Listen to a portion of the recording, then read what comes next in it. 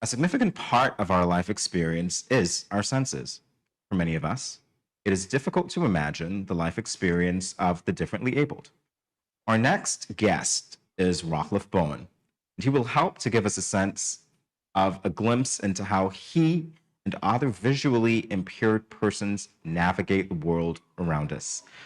Welcome, Mr. Bowen. Thank you for joining us on Good Morning SKN. Good morning. Thank you. Thank you.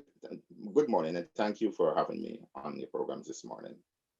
Right. So, in seeing you this morning, sir, you're quite a familiar sight to me. I have seen you for many years navigating Bastier, navigating challengers, etc. My first That's right. question to you is, when did you begin this journey as someone who is visually impaired? Well, I lost my sight at age 11. Wow. Unfortunately, I was a primary school student, and well, I born with a visually impaired sight, and then as time goes on, it gradually, my sight started, to fade, and eventually I went totally blind at age 11. I was about to sit common entrance. Well, I must say I'm Guyanese born. You know, Mm-hmm.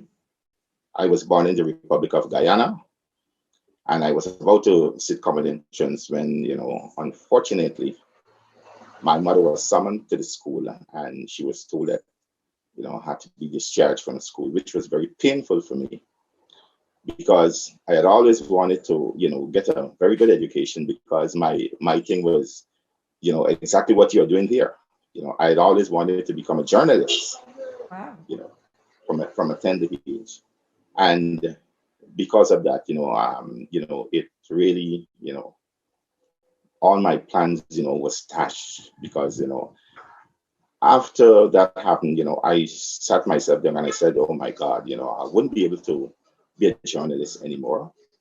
I wouldn't be able to see, to read, and different stuff. And it was very painful for me, despite the encouragement, from my parents and my other siblings, my brothers and sisters. It was very painful, but thank God I was able to overcome it as years you know goes on. Yes, there obviously were adjustments that you had to make. And in speaking to navigating the world around you, do you often use guides to get around? Yes, I have a cane which I would now, but at home, in my home, and at work, I work down at the Macklin Community Center. I don't use a cane in the building of itself. And in my home, I do not use my cane. I use my cane when I am, in the streets. When I'm on the streets in Bastier, you know, going to transact, my business, from point A to point B.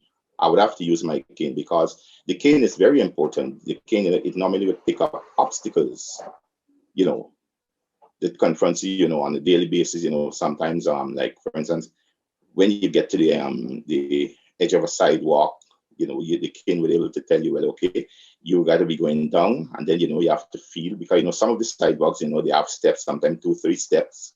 Like for instance, on College Street. Sometimes the vendors on the sidewalks. Sometimes you walk in and the cane that it able to pick up. Like if there's a bench or a table. Very, very, very important. Mm. But does someone help you navigate in Boston? Yes. When I first came to St. Kitts, I had a little Mm-hmm. cousin-in-law. Sorry, he's deceased now. He used to take me around town, and he would teach me. He said, "Well, this is this street name this street name that." Even though I wasn't so familiar because I didn't born here. Mm-hmm. And then he would tell me, we are going now by the post office. We are going by the bank, and he greatly assists me a lot. And through my own, creative ways, I was able to, navigate, Bastia well. And now, as people would see me going from point A to point B in Bastia, they commend me a lot. They said, well, my, people who know I didn't born in St. Kitts, they said, I mean, it is amazing, you didn't born in this country and I'm you're very walking so impressed. freely, yeah, right. So, I must thank him, and I have to give myself credit also, and the Almighty, because without him, we cannot do any certain things without, the Almighty. And now, I can access any part of Bastia, I can go any part of St. Kitts, I can jump on a bus, I can go to Debe, I can go to Sadlers, I can go to Sandy Wow. Point and get myself around once I have my key. Wow. That's And very not impressive. forgetting, yes, not forgetting the several people, Mm. folks, as they see you walk in the streets, they would help you along the way. There's always somebody who would see you and said, "Well, sir, where you would like to go to," and they would assist you. And I am very, very Oh, that's thankful for that. great. Do you use any technology that would perhaps help you to hear things that you cannot see? Perhaps audio tools or anything of that nature? Well, like for instance, cannot see to read, right? Right now, I have a talking Bible, Mm. which is very helpful for me. I just how it's just by the touch of a button, and then it would take me from chapter to chapter.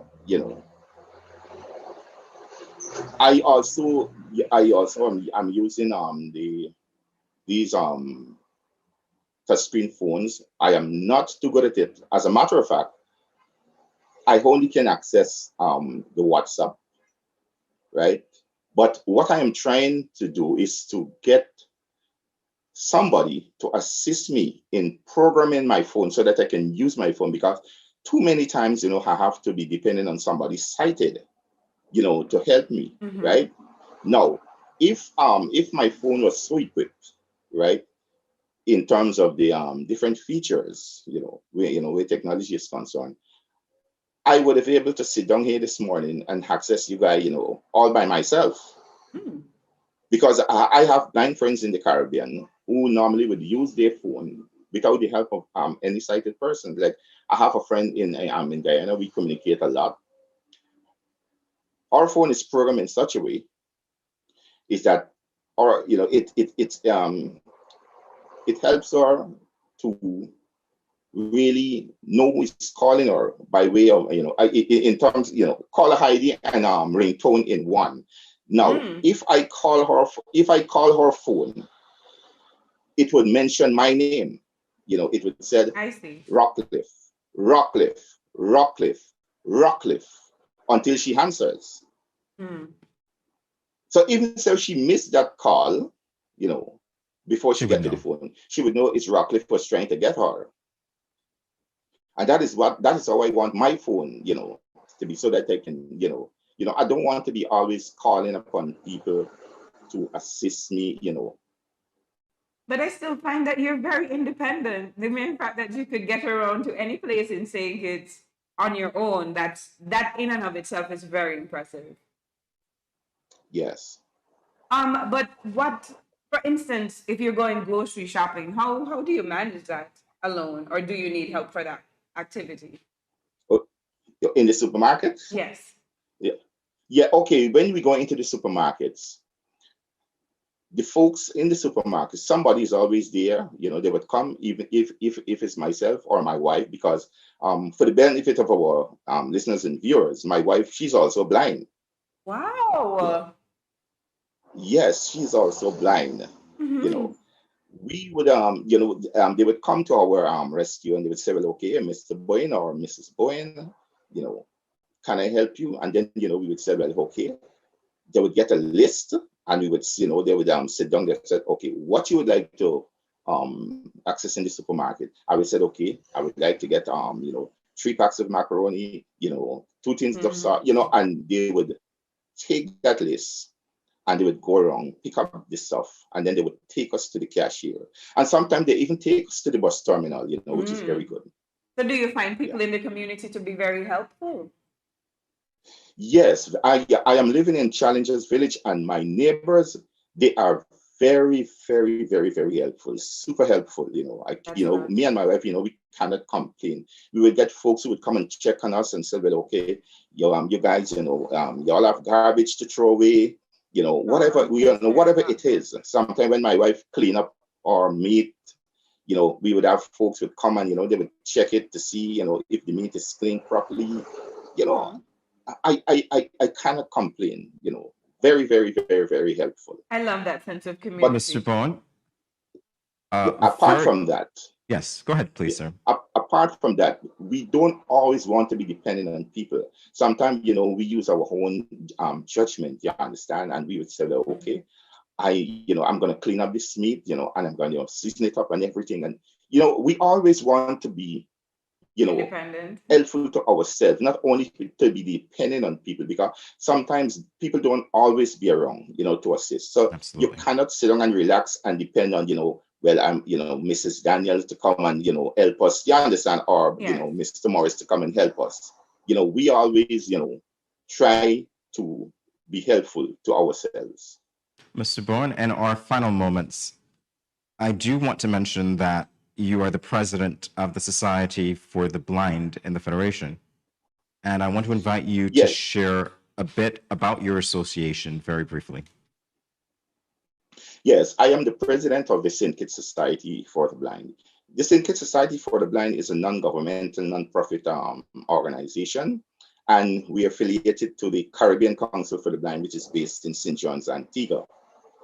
We operate from the McKnight Community Center. We was given a room at the McKnight Community Center where we were able to conduct our meetings and other functions. And we have a membership of about 25 to 30 active members. Our membership is much larger, but we have about 25 to 30 active members. We meet every second Monday of each month. But because of COVID-19, it's over a year now.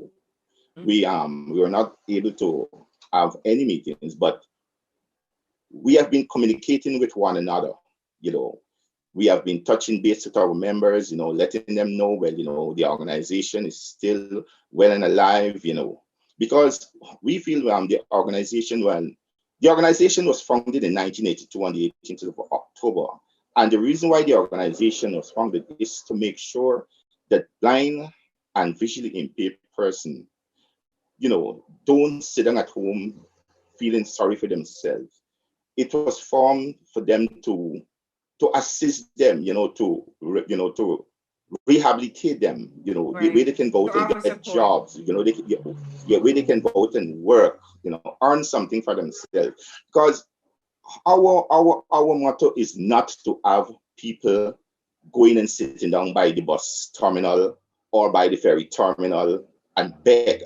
That we we don't have control over everybody's life, but we want to make sure that persons who are blind and visually impaired are independent. They can fend for themselves. And I want to say thanks to Mrs. Daniel Blake and yourself, Mr.